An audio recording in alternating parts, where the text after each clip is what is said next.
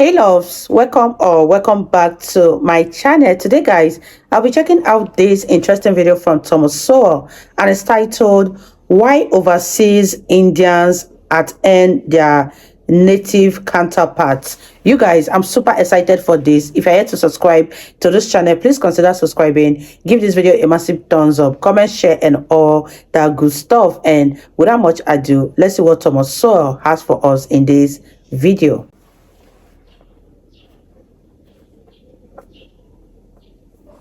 The history of Indians in various countries around the world has by no means been uniform.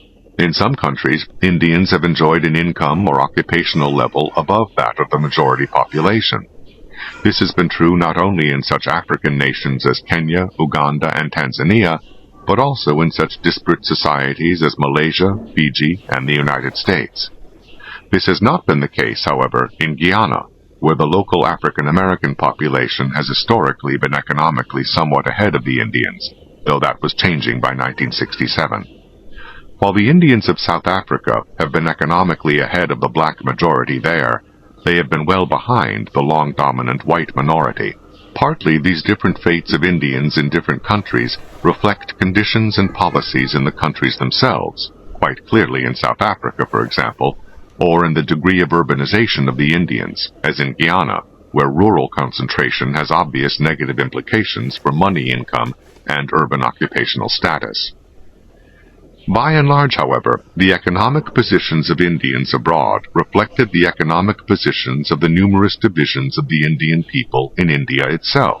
The striking business success of the Gujaratis has been apparent in Bombay or in East Africa, and Gujaratis have outpaced other Indians economically as businessmen in Guyana, Fiji, and South Africa. Chettiars have likewise extended their prominent role as bankers, moneylenders, and traders from southern India and Ceylon to Burma, Malaysia, Thailand, Indonesia, and Mauritius. The Tamils, who have dominated Indian migration to the plantations of Sri Lanka and Malaysia, have no such record of entrepreneurial success in those countries, but neither do they match the Gujaratis or the Chettiars in this respect in India itself. The economically superior position of the Indians in Singapore, as compared to Indians on the Malay Peninsula, goes back to colonial times, and likewise reflects differences that have long existed between the same groups in India. Indians in Guyana are products of a poverty-stricken region of northeast India, and have no such pattern of striking economic success abroad as the commercial Gujaratis or the money-lending Chettiars. In short, Indians in some countries have been middlemen minorities, and in others not. Where they have been businessmen, their commercial success has to varying degrees tended to be reflected in rising levels of education over time and in a movement into the professions, much in the pattern of the overseas Chinese and the Jews.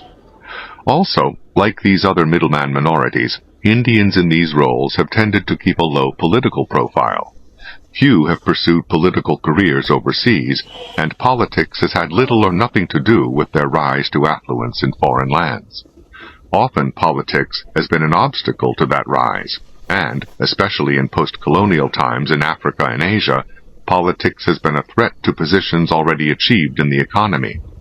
Idi Amin's brutal expulsions of 50,000 Indians and Pakistanis from Uganda was the worst and most dramatic example of hostile political processes at work, more subtly and insidiously, in much of post-colonial Africa, in Burma, and to a lesser extent in Malaysia and Fiji.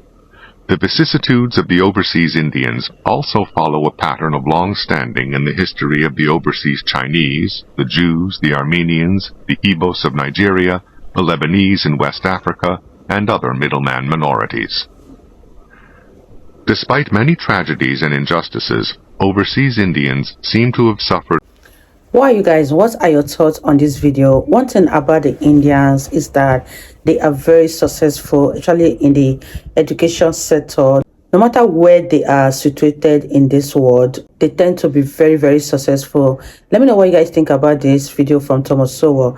It's very, very interesting, and I'm learning so much from listening to Thomas Sowell, because Thomas Sowell is a powerhouse of knowledge.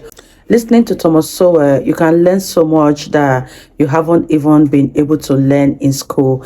Leave your thoughts in the comment section down below, and let's wrap this video up, you guys. Seem to have suffered less severely than other leading middleman minorities, whether due to historical happenstances or to differences in the behavior of the Indians themselves. However, like the overseas Chinese and the Jews, overseas Indians have generally held themselves separate and aloof from the surrounding populations. Indians have in fact tended to be much more resistant to intermarriage with the surrounding population than the overseas Chinese. The oft-repeated claim that hostility to Jews, Chinese, or other middleman minorities is due to their clannishness is belied by the fact that even greater clannishness among the overseas Indians seems not to have provoked as much hostility as the Jews, Chinese, and others have faced. Moreover, the deliberate decision of the Aga Khan to have his Ismaili followers in Africa adopt the language and culture of the surrounding society and to seek local citizenship did not spare the Ismailis the same fate as other overseas Indians in Africa. Even among those overseas Indians who were not middleman minorities, a certain tenacity, persistence, and frugality have been observed, as among other peoples from lands where survival has historically been difficult, the Scots or the Japanese, for example. Transplanted to countries where subsistence is more easily obtained, such as Fiji or Malaysia, these Indians have eventually surpassed those indigenous to the country and whose way of life evolved under its more favorable conditions. That Indians have prospered in other countries around the world, while India itself has been poverty-stricken, remains a paradox, even after allowance for the fact that many of these prosperous Indian groups are also prosperous at home. In colonial East Africa, for example, Indians did not simply transfer their wealth to those countries, but usually began at quite modest and even precarious economic levels, from which they rose to affluence and sometimes riches. The more modest economic achievements of Indians in Guyana nevertheless represent a substantial rise from their original status as plantation laborers treated little better than slaves. Whether the pattern of prosperity abroad and poverty at home reflects simply selective migration, or reflects as well barriers to economic development within Indian society, is a question of more than theoretical interest, and in fact a question of momentous practical implications. What is known is that the overseas Indians working in professional, technical, managerial, and administrative occupations around the world in 1981 added up to more than 250,000 people. Wow. Because of high levels of unemployment among people in such occupations in India, it is not clear that their skills and talents would have been put to use had they remained at home. Both India's doctors and engineers seek employment overseas in substantial numbers. Yeah. Official efforts to get Indians to return from overseas to help develop their homeland have had meager results, despite preferential treatment of their investments relative to the treatment of investment by other non-citizens or by citizens living in India. However, remittances from overseas Indians, more than $5 billion in 1981, amounted to more than all the foreign aid used by India that year. The overseas Indians have thus made a significant contribution to their country of origin, even without being there personally. In many cases, they have made even more of a contribution to the development of the countries to which they migrated.